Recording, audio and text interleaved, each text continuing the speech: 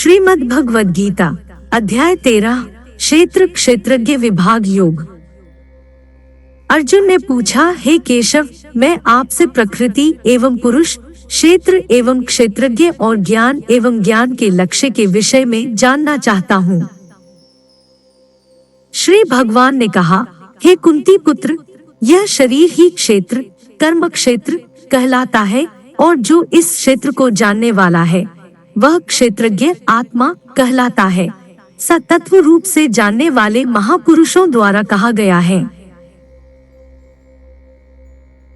हे भरतवंशी, तू इन सभी शरीर रूपी क्षेत्रों का ज्ञाता निश्चित रूप से मुझे ही समझ और इस शरीर तथा इसके ज्ञाता को जान लेना ही ज्ञान कहलाता है, ऐसा मेरा विचार है।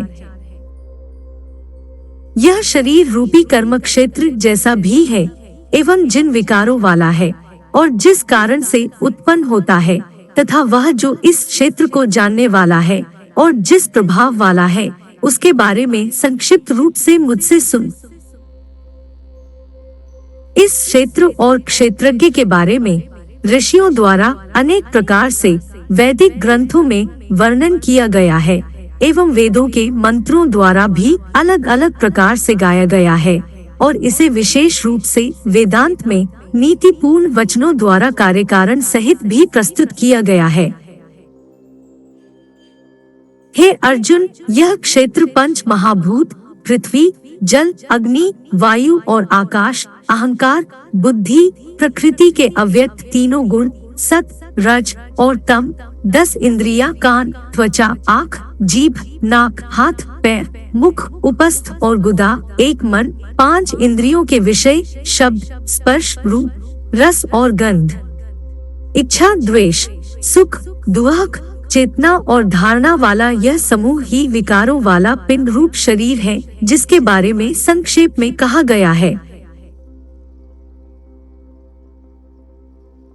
विनम्रता, मान अपमान के भाव का न होना, दंभहीनता, कर्तापन के भाव का न होना, अहिंसा, किसी को भी कष्ट नहीं पहुंचाने का भाव, क्षमाशीलता, सभी अपराधों के लिए क्षमा करने का भाव, सरलता, सत्य को न छिपाने का भाव, पवित्रता, मन और शरीर से शुद्ध रहने का भाव, गुरु भक्ति, श्रद्धा सहित गुरु की सेवा करने का भाव, दृढ़ता, संकल्प में स्थिर रहने का भाव और आत्मसंयम, इंद्रियों को वश में रखने का भाव।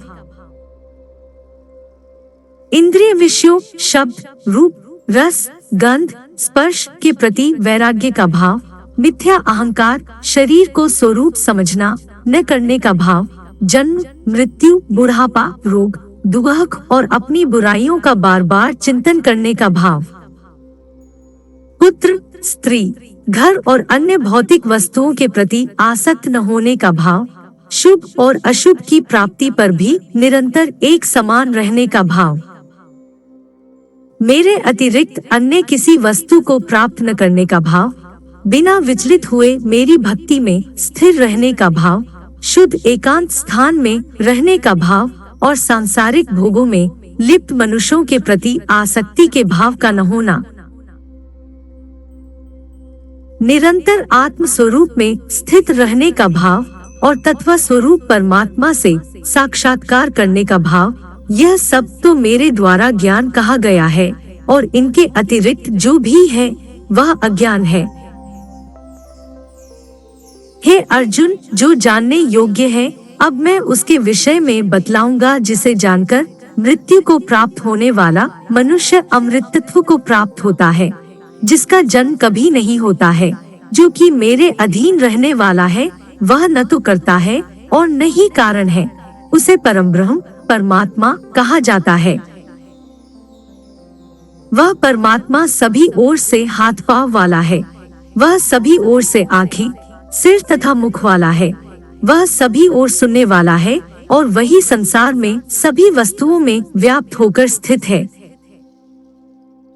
वह परमात्मा समस्त इंद्रियों का मूल स्रोत है, फिर भी वह सभी इंद्रियों से परे स्थित रहता है। वह सभी का पालन करता होते हुए भी अनासक्त भाव में स्थित रहता है और वही प्रकृति के गुणों सत, रज, तम से परे स्थित होकर भी समस्त गुणों का भोगता है।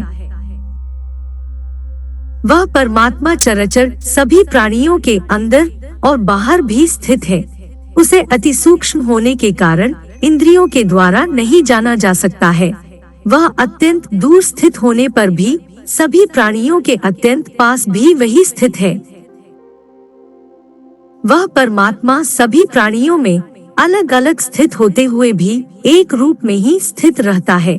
यद्यपि वही समस्त प्राणियों को ब्रह्मा रूप से उत्पन्न करने वाला है, विष्णु रूप से पालन करने वाला है और रुद्र रूप से संहार करने वाला है। वह परमात्मा सभी प्रकाशित होने वाली वस्तुओं के प्रकाश का मूल स्रोत होते हुए भी अंधकार से परे स्थित रहता है। वही ज्ञान स्वरूप आत्मा है। वही जानने योग्य परमात्मा, वही ज्ञान स्वरूप आत्मा द्वारा प्राप्त करने वाला लक्ष्य है और वही सभी के हृदय में विशेष रूप से स्थित रहता है। इस प्रकार कर्म क्षेत्र, शरीर, ज्ञान स्वरूप आत्मा और जानने योग्य परमात्मा के स्वरूप का संक्षेप में वर्णन किया गया है। मेरे भक्त ही यह सब जानकर मेरे स्वभाव को प्राप्त होते हैं। हे अर्जुन, इस प्रकृति, भौतिक जड़ प्रकृति एवं पुरुष परमात्मा, इन दोनों को ही तू निश्चित रूप से अनादि समझ और रागद्वेष आदि विकारों को प्रकृति के तीनों गुणों से उत्पन्न हुआ ही समझ। जिसके द्वारा कार्य उत्पन्न किए जाते हैं और जिसके द्वारा कार्य संपन्न किए जाते हैं उसे ही भौतिक प्रकृति कहा जाता है और जीव प्राणी सुख तथा दुख के भोग का कारण कहा जाता है।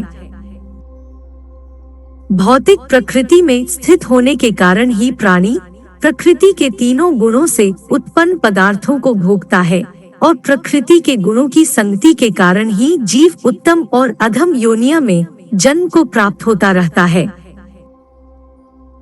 सभी शरीरों का पालन पोषण करने वाला परमेश्वर ही भौतिक प्रकृति का भोक्ता साक्षी भाव में स्थित होकर अनुमति देने वाला है, जो कि इस शरीर में आत्मा के रूप में स्थित होकर परमात्मा कहलाता है। जो मनुष्य इस प्रकार जीव को प्रकृति के गुणों के साथ ही जानता है, वह वर्तमान में किसी भी परिस्थिति में स्थित होने पर भी सभी प्रकार से मुक्त रहता है और वह फिर से जन्म को प्राप्त नहीं होता है। कुछ मनुष्य ध्यान योग में स्थित होकर परमात्मा को अपने अंदर हृदय में देखते हैं। कुछ मनुष्य वैदिक कर्मकांड के अनुशीलन के द्वारा और अन्य मनुष्य निष्काम कर्मयोग द्वारा परमात्मा को प्राप्त होते हैं।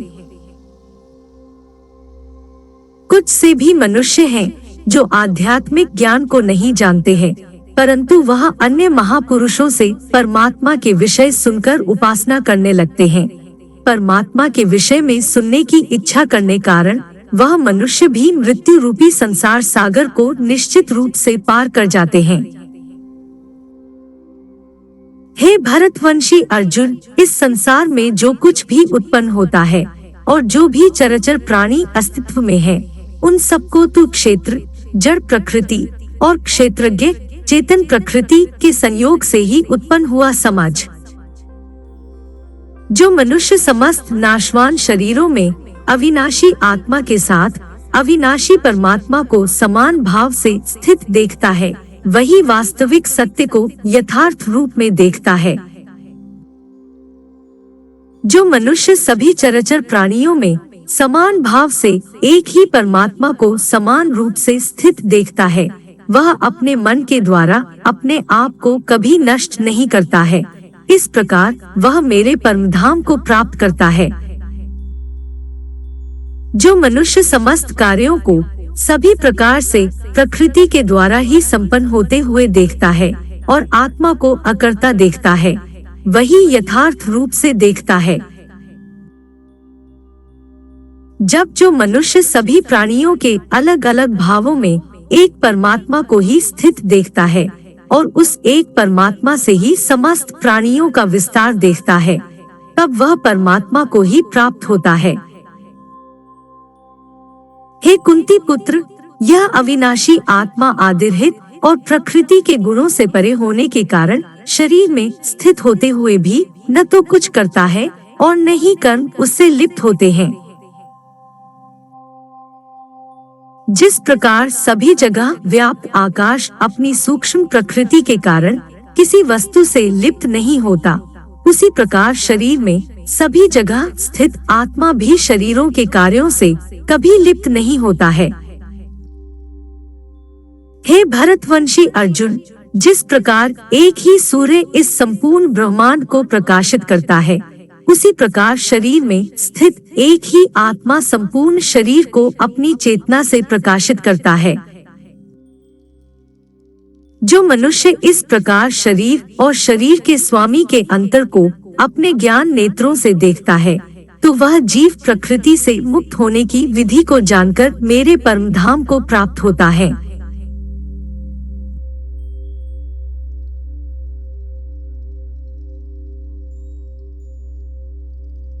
श्रीमद् भगवद गीता के 13वें अध्याय का महात्म्य।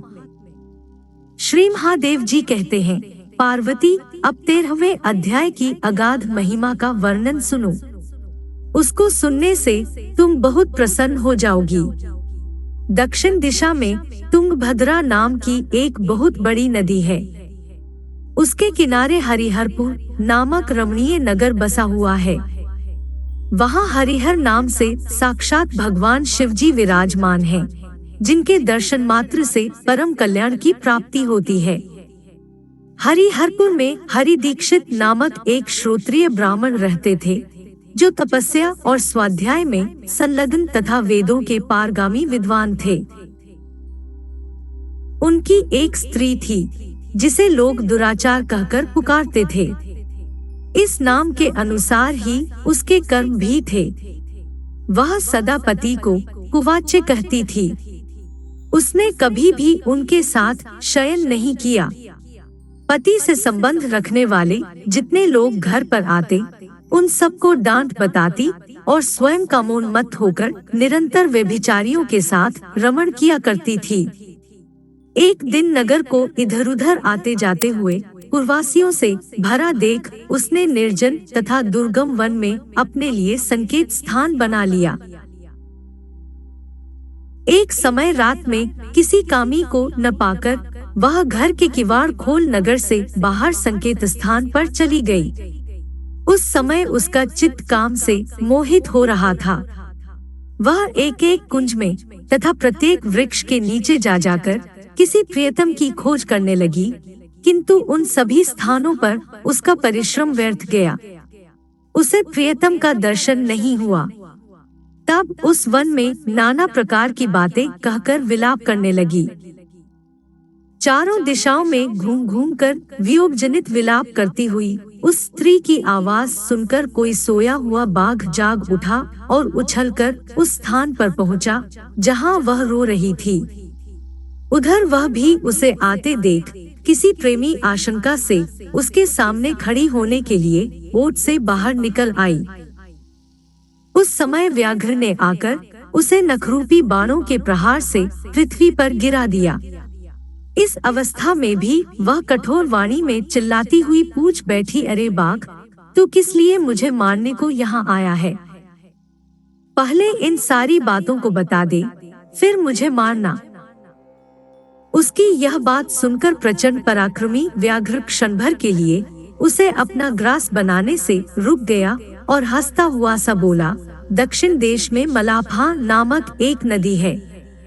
उसके तट पर मुनिपर्णा नगरी बसी हुई है।